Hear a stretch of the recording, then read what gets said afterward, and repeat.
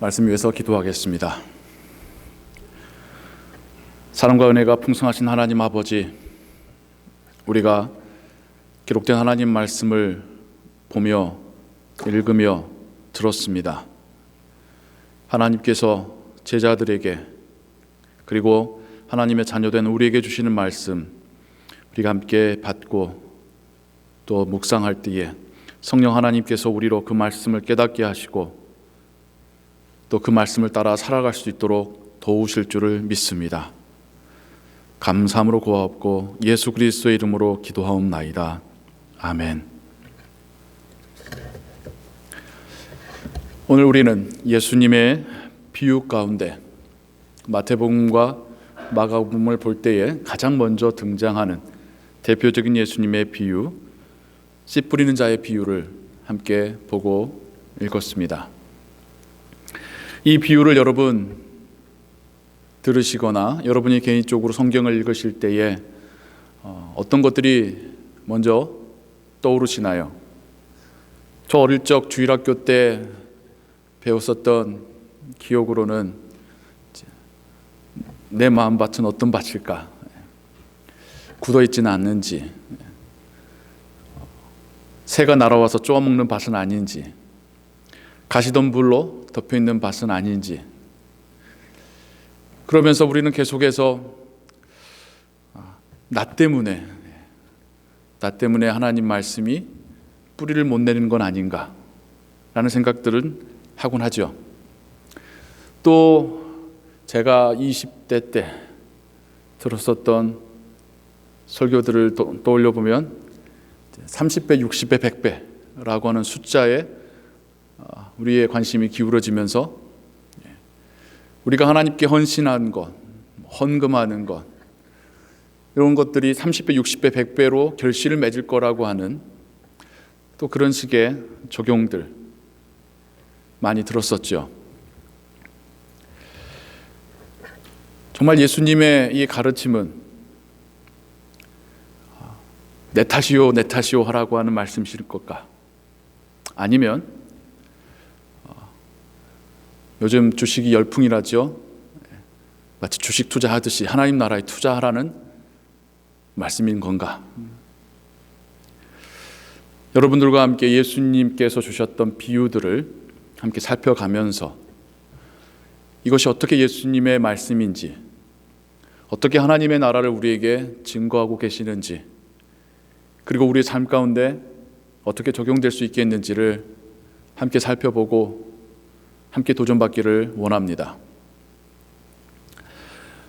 먼저는 이 비유를 다각도의 시선으로 한번 다시 보고 하면 좋을 것 같아요. 먼저 밭의 입장으로 다시 한번 생각해 볼까요? 굳어진 땅이든 돌이 많은 땅이든 가시덤불로 덮여졌던 땅이든 좋은 땅이든 땅이 한 건 뭡니까? 오늘 우리가 읽은 비유 가운데서 여러분 땅의 어떤 적극적인 역할을 보실 수 있으십니까? 땅은 거기에 있었던 것뿐이죠. 스스로를 단단하게 만든 적도 없고, 스스로가 새를 불러들인 적도 없고, 스스로가 가시덤불 씨앗을 가져다가 심어서 덮게 한 적도 없습니다. 어쩌다 보니 그 모양이 되었습니다. 그리고 어느 날 씨가 부러졌던 것이죠.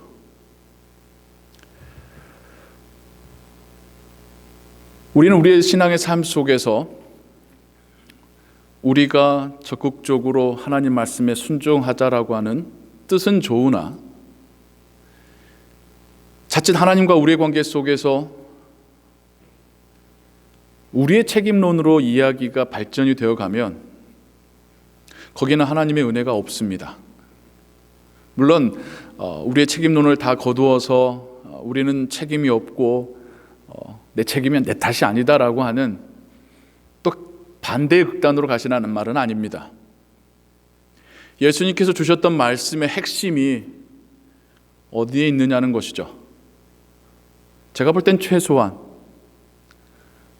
밭을 탓하시는 것 같지는 않습니다. 그 땅을 탓하시는 것 같지는 않습니다.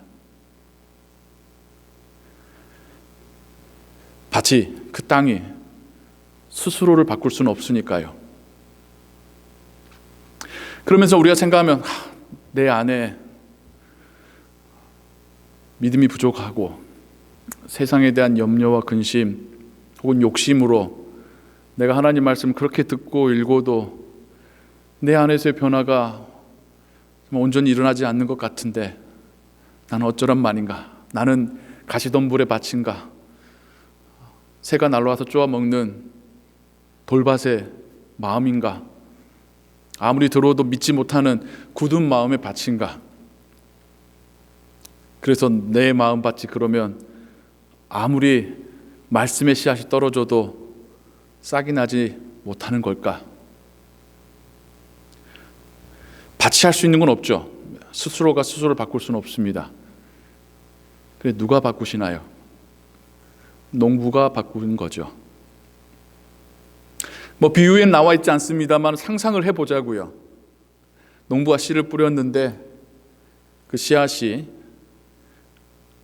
단단한 땅 위에든 아니면 쉽게 새가 날아와서 쪼아먹을 수 있는 곳이든 가시덤불로 잡초로 덮여있던 곳이든 씨가 떨어지는 것을 볼 때에 농부는 두 가지의 선택을 하겠죠. 내년에는 거기다 씨를 안 뿌리던가 아니면 그 땅을 경작하던가 씨가 뿌리를 낼 수 있도록 그 땅을 갈아엎는 것은 농부가 하실 일이죠. 그게 우리가 말하는 하나님의 은혜 아닙니까? 세상에 대한 염려와 욕심으로 불신으로 굳어져 있고 하나님 말씀이 심겨지기 어려운 우리의 마음밭을 하나님께서 갈아엎으심으로 그 말씀이 뿌리를 내리고 싹이 나고 열매 맺게 하시는 것은 농부가 하시는 일 아닙니까? 그러니까 우리가 하나님의 은혜를 고백하며 그렇게 하나님께 의지하고 기도하는 거 아닙니까? 물론 우리가 여전히 부족하고 때로는 못났고 그래요, 여전히.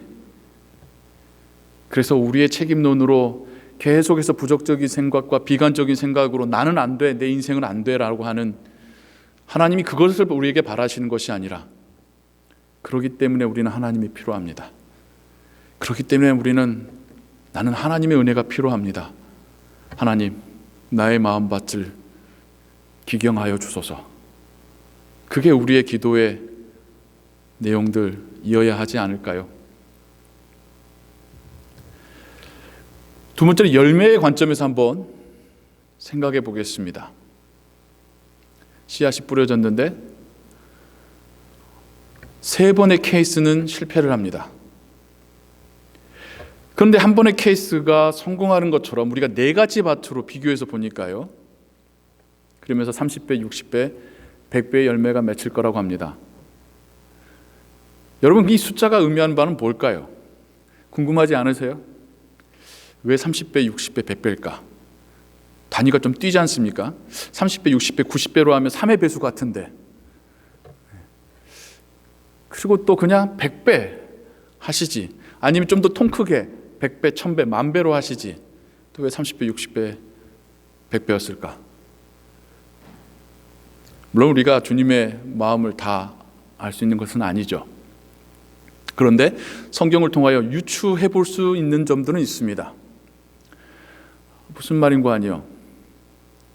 예수님의 달란트 비유에서도 보면 1달란트, 2달란트, 5달란트를 받았을 때에 그 달란트의 양의 많고 적음이 그 비유의 흐름 가운데, 주제 가운데 크게 영향을 끼치지는 않더라는 겁니다. 그래서 2달란트를 받아서 2달란트를 남긴 사람에게나 5달란트를 받아서 5달란트를 남긴 사람에게나 예수님의 칭찬이 똑같거든요. 1달란트 받았던 사람도 1달란트를 더 남겼다라고 하면 똑같은 칭찬을 받았을 것입니다. 거기에서도 달란트를 하나님께로부터 얼마를 더 받고 얼마를 더 주인께 돌려드렸느냐, 그 숫자가 의미하는 바가 많지가 않아요. 근데 세 사람이 등장하네요.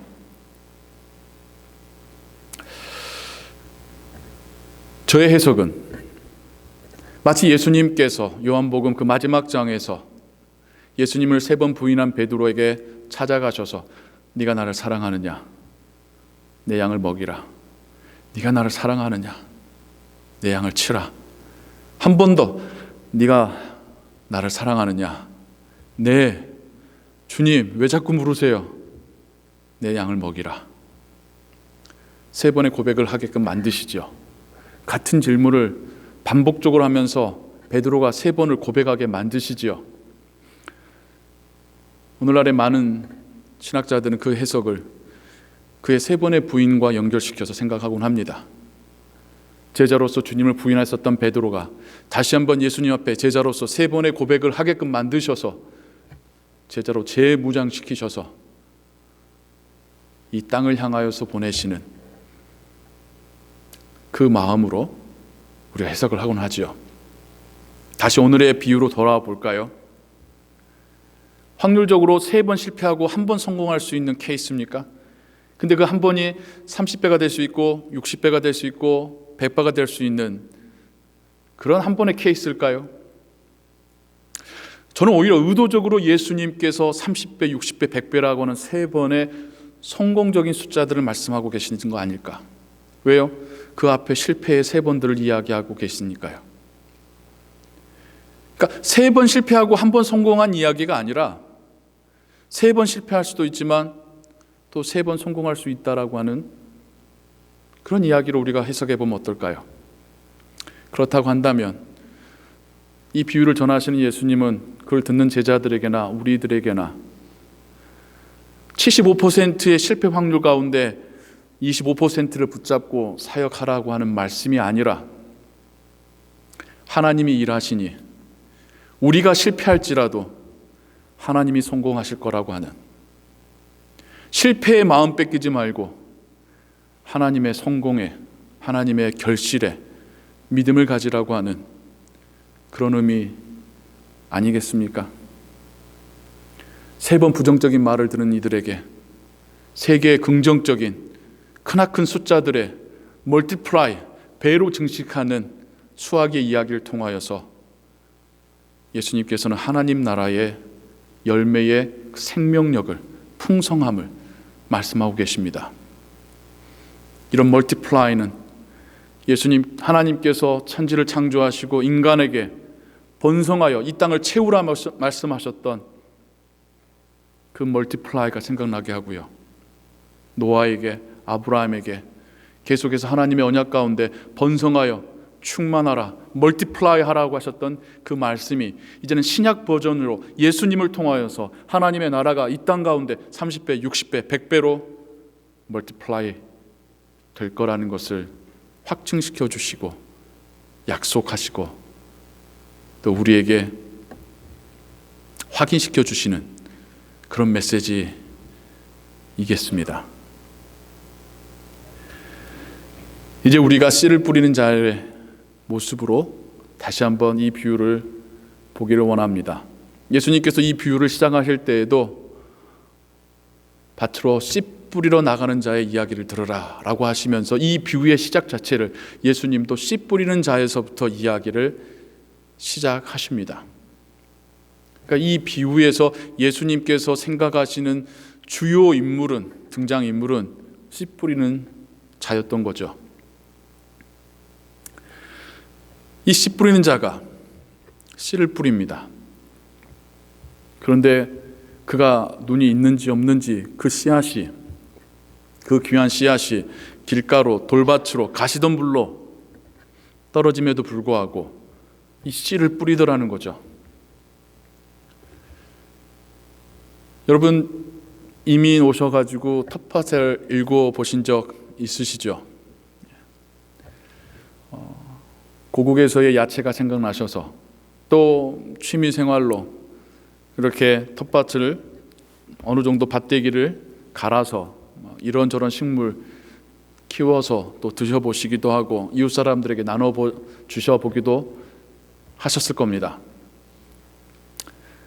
그것 중에 깨라고 하는 식물이 있어요. 깨가 정말 하나만 심어도 한 줄기가 나오는데 가을이 지나고 나면 거기서 터쳐진 씨앗 때문에 이제는 내가 밭으로 생각했었던 영역을 넘어서 안 갔으면 한 데까지 잔디밭까지 가가지고 엄청난 번식력으로 퍼져가는 게 깨입니다. 또 지금 화제가 되고 있는 미나리라고 하는 영화, 물론 우리가 세세하게 볼 것은 아니어도 거기 가운데 그 미나리라고 하는 자체가 주는 의미가 뭡니까? 그 아들이 미국까지 와서 이민 와서 농사 지어보려고 하는데 실패하죠. 근데 뭐가 성공합니까? 그 할머니가 뿌려놓은 미나리가 성공합니다. 이 척박한 땅에 농부가 그렇게 애써도 안 됐었던 게, 근데 미나리는 스스로 번식해서 땅을 차지해가고 있습니다. 아마 감독은 그 미나리를 소재로 이민자의 이야기를 하고 싶었던 것 같아요. 척박한 땅에 심겨진 강인한 생명력으로 버텨내며 살아가는 이민자의 모습이 미나리를 통해서 투영됐던 것은 아니지. 근데 오늘 전 여러분들에게 단지 이민자가 아니라 하나님의 나라가 그렇게 왕성한 번식력으로 생명력으로 이 땅을 퍼져나가는 깨처럼, 때로는 미나리처럼 그렇게 역사하고 있지 않는지, 농부가 왜 어찌 보면 웨이스트 같아 보이는 그런 형태로 씨를 뿌리고 있겠습니까? 농부는 씨를 믿고 있는 거예요. 씨를 뿌릴 때에 이 씨앗이 어디서든 뿌리를 내릴 수 있다라는 거, 뿌리를 내리고 싹이 나고 자라기만 하면 지금 이렇게 쓸모없게 죽어버리는 씨앗 이상의 것을 수확할 수 있다는 것을 농부는 믿기 때문이죠. 밭농사 하시는 분들이 그렇다더라고요. 긍정적인 마음이 있으니까 계속 농사를 하신다더라고요.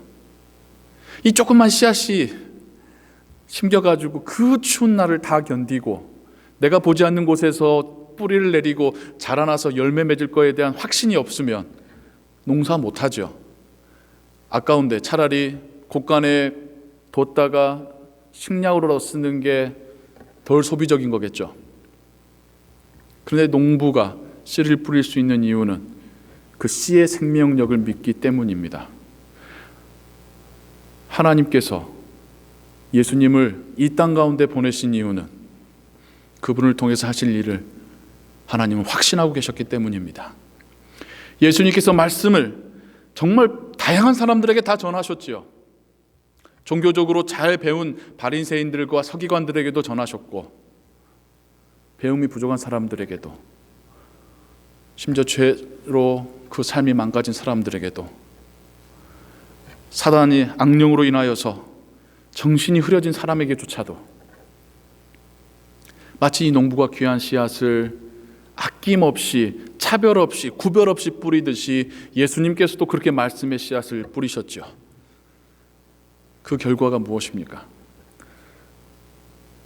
물론 마가복음 우리가 읽은 게 4장이라면 그 3장에 있는 것처럼 예수님의 이적만을 바라고 모여든 사람도 있고, 예수님의 그러한 역사하심을 사단이 들어서 하는 악령의 짓이라고 외도하는 사람도 있었고, 하나님의 아들이심을 믿지 못하고 모함하여 제거하려고 했었던 사람들도 있었고, 예수님의 혈육의 가족마저도 예수님이 이상해진 거라고 생각해서 예수님을 데려가려고 예수님의 사역 현장까지 찾아오지요. 그런 사람도 있었습니다. 그런데 지금 예수님께서 말씀을 전하실 때 모여든 그 제자들을 보시며 예수님도 하나님께서 하시는 30배, 60배, 100배의 결실을 그 눈으로 보고 계시는 것입니다. 예수님의 살아생전의 사역 가운데서뿐만 아니라 그 이후에 이 땅 가운데 퍼져갈 하나님의 나라를, 그 교회들을 아마 예수님은 믿음의 눈으로 보고 계셨을 것입니다. 심겨진 씨앗을 예수님이 뭐라고 설명하십니까? 말씀이라고 하죠. 말씀이 심겨지면 거기서 나오는 열매는 무엇이겠습니까? 그것도 말씀이어야죠. 씨가 심겨졌으며 그 씨를 담은 과일이 맺혀지는 게 정상 아닙니까? 근데 왜 우리는 하나님께 뭔가를 투자해서 내가 원하는 것을 받을 것으로 이 함수를 생각하는 걸까요? 이걸 마치 수학 공식처럼 생각하는 걸까요? 아닙니다. 예수님께서 모여든 제자들에게 본인이 하나님께로부터 보냄받은 그 농부처럼 말씀의 씨앗을 뿌리고 있고 그 씨앗이 심겨진 이가 또 다른 말씀을 뿌리는 자가 되기를 원하십니다. 본인도 뿌리는 이 말씀이 때로는 없어지고 오해되고 예수님을 향한 핍박으로 돌아온다 할지라도 그 중에 어떤 씨라도 잘 심겨져서 30배, 60배, 100배의 열매를 맺을 것을 믿고 씨를 뿌리듯이 예수님의 제자들도 우리들도 그렇게 씨를 믿고 하나님을 믿는 믿음으로 말씀의 씨앗 뿌리기를 원하십니다. 우리가 살고 있는 이 이민 생활이 씨 뿌리기에 적합하지 않다라고도 생각하실 수 있습니다. 마치 영화 미나리에서 그 아들 레베처럼요. 우리의 능력 생각하면 그렇죠. 하지만 말씀의 능력을 믿는다면 이것을 뿌리내리게 하시고 열매 맺게 하실 분도 하나님이신 것을 믿는다면 우리가 씨를 안 뿌리는 것은 우리의 직무유기겠죠. 우리는 그 말씀의 씨앗을 받았는데 이거 줘봤자 뿌리내리지 않을 거라고 해서 뿌리지 않는다면 나는 똑똑하게 잘 보관한 것 같지만 결국 하나님 눈에 보일 때는 한 달란트 받아서 땅에 숨겨둔 사람과 다를 바가 없겠죠. 성도님 여러분, 우리가 뭐 잘나서 씨를 뿌릴 수 있는 게 아니라요, 하나님의 말씀이 계시기 때문에 우리가 그것을 전하는 겁니다. 이 사람은 그 말씀 듣고 변할 거라고 생각되어지고 저 사람은 아닐 거라고 생각되어져서 들을 만한 사람에게 말씀의 씨앗을 뿌리는 게 아니라요, 하나님도 예수님도 그 농부처럼 구별하지 않고 뿌리셨듯이 우리도 구별하지 않고 하나님 나라와 그 말씀을 전해야 합니다. 그게 하나님께서 우리와 함께 일하시는 방법이고, 그게 하나님께서 우리를 통하여서 영광 받으시는 모습이고, 그게 하나님께서 이 땅 가운데 하나님의 나라로 채워가시는 그 사역에 우리가 동참하는 것입니다. 우리가 농부처럼 하나님께 쓰임받으며 살 때에 우리가 이 땅에 살아가는 그 몇십 년의 삶이 의미 있고 보람되고 칭찬받을 인생이 되는 것이죠. 하나님의 은혜 없이는 우리는 이 세상을 항상 근심하고 염려하며 살아갈 수밖에 없습니다. 하지만 하나님께서 은혜 베푸실 때에는 그렇게 우리의 인생이 의미 있게 쓰여지고 하나님의 일하심을 경험하며 살게 될 때에는 우리는 농부의 심정으로 가을의 추수를 기다리며 소망하며 살아갈 것입니다. 예수님의 이 말씀이 계속해서 우리의 삶 속에서 우리의 뇌리에 계속해서 맴도는 말씀 되기를 원합니다. 그럼 나는 어떻게 씨를 뿌릴 것인가? 내가 씨를 뿌려야 될 밭은, 땅은 어디에 있는가? 하나님께 기도하며 여러분의 삶을 돌아보실 때에 성령 하나님께서 여러분의 눈을 띄우시고 여러분의 입술에 말씀이라는 씨앗을 주시고 여러분이 그것을 주님처럼 아낌없이 나눌 때에 그 열매 맺게 하시는 하나님을 보게 되실 줄로 믿습니다. 그렇게 함께 살아가시고 그렇게 하나님께 쓰임받는 농부 되시기를, 제자 되시기를 주님의 이름으로 축원합니다. 기도하겠습니다.